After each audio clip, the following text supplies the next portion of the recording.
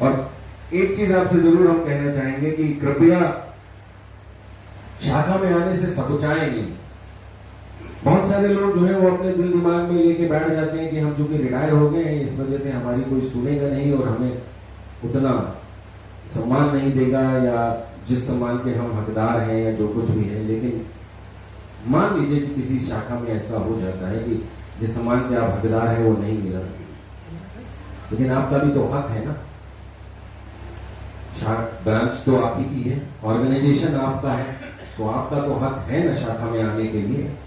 और वहां पे जो अनुज है उनको डांटने का भी हक है, उनसे अच्छी सर्विस मांगने का हक है। वो सब कुछ मिलेगा जिसकी आपको आशा है। मैं आपको प्रेरित करना चाहता हूं कि आप लोग शाखा में अवश्य आए।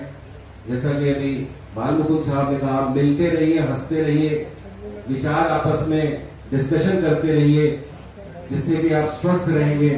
तो आप शाखा में आना क्यों बंद कर देते हैं रिटायरमेंट के बाद में? हमारे भी एक सीनियर साथी जो अभी बैंक में ही है, उनसे एक बार ऐसे ही बात हो रही थी कि अब मैं 1-2 साल में रिटायर हो जाऊंगा, अब मैं ब्रांच में नहीं आऊंगा। तो मैंने कहा क्यों नहीं आएंगे भाई साहब? अरे नहीं, कोई ध्यान में देता नहीं है, कोई बात करता नहीं है। तो हमने कहा कि वो सारी बातें ठीक है, लेकिन मैं तो जरूर जाऊंगा, पहली बात। और दूसरी बात, जब तक मैं यहां पर हूं तब तक जरूर आपको बुलाऊंगा भी। क्या ऐसा तो नहीं कहीं कि हम जब किसी शाखा में जाते हैं और हमको एक्सपेक्टेड रिस्पेक्ट नहीं मिलता है, एक्सपेक्टेड रिस्पेक्ट की मैं बात करता हूं, तो कहीं ऐसा तो नहीं कि हमें ही कुछ कमी हो? ऐसा तो कुछ नहीं है। कहीं हम दूसरे डिपार्टमेंट में भी तो जाते होंगे ना, कभी किसी को बिजली का बिल जमा करना है, किसी को वाटर टैक्स जमा करना है, कुछ भी। हालांकि आज ऑनलाइन बहुत चीजें संभव है, लेकिन उसके बावजूद कहीं ना कहीं तो किसी न किसी ऑफिस में तो जाते ही होंगे, क्या जाते होंगे। तो वहां पर आपके जितनी भी एक्सपेक्टेशंस हैं वो 100% मिल जाती है, प्राप्त हो जाती है, आपूर्ति हो जाती है, उसकी पूर्ति हो जाती है। क्या हमारे घर में भी, घर के सदस्यों के बीच में भी क्या 100% एक्सपेक्टेशंस हमारी पूर्ति हो जाती है?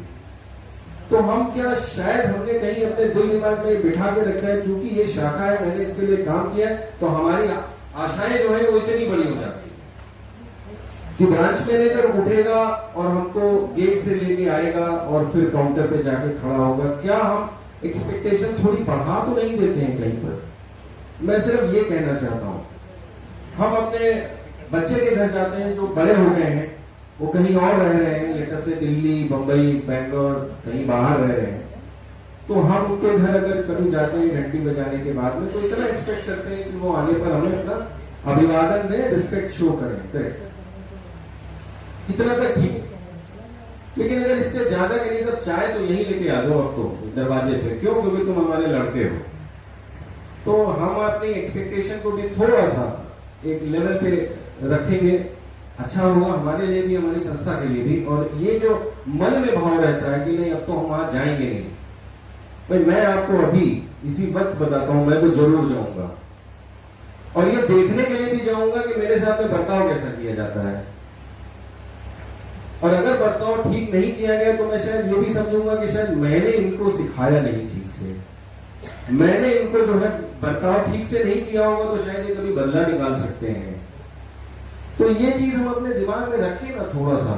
हम अपने घर ही में तो जा रहे हैं, और हो सकता है कि पहली बार जिस हमको किसी ने देखा ना हो उस ब्रांच में। आज तो ऐसी भी चीजें हो गई ना, जो लोग 15-20 साल जिनका रिटायरमेंट का हो चुका है, जो हमारे वरिष्ठतम साथी हैं, जरा ध्यान दें कि आपकी पेंशन जिस शाखा से आपको मिल रही है या आपके अकाउंट जिस शाखा में है, उसमें कितने बच्चे ऐसे हैं जो आपके सामने थे।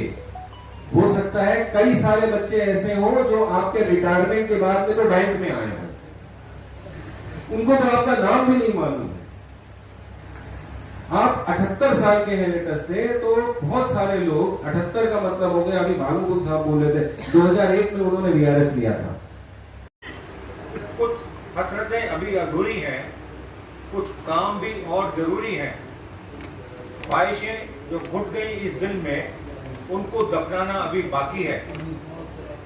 कुछ रिश्ते बनके टूट गए, कुछ जुड़ते जुड़ते छूट गए। उन टूटे छूटे रिश्तों के जख्मों को मिटाना बाकी है। तू आगे चल, मैं आता हूँ, क्या छोड़ तुझे जी पाऊंगा, इन सांसों पर है कि जिनका उनको